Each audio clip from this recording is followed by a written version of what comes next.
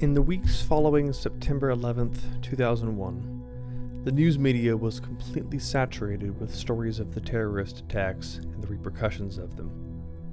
A number of stories which would otherwise gain more attention went unnoticed, particularly in stories involving the supernatural, especially eschatology, were generally seen as being in bad taste, even in tabloid form, even if dozens of independent eyewitnesses were willing to discuss the story.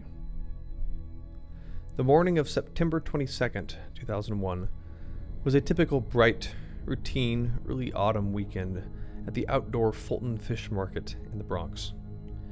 The market was crowded with the general public, chefs looking for the freshest seafood, fishmongers, and other employees of the business.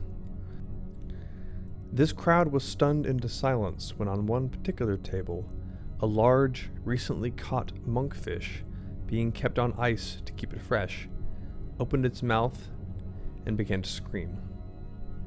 The entire crowd turned their heads to witness the event. At first, nobody knew what to make of the surreal circumstance. They simply stood there, mouths agape, like deer caught in a pair of headlights, unable to move.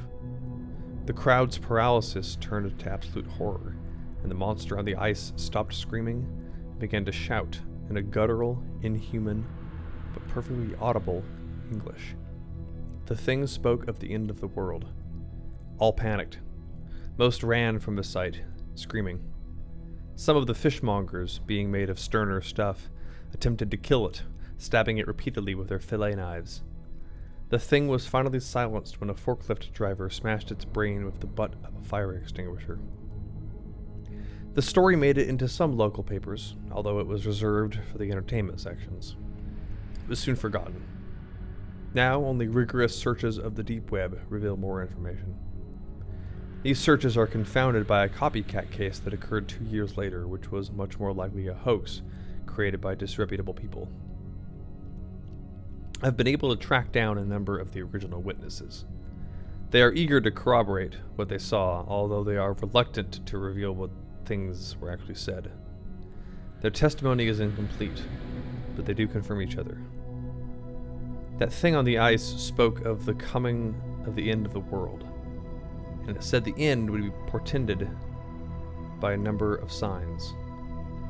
The first would be a great blue spiral in the heavens above Ultima Thule.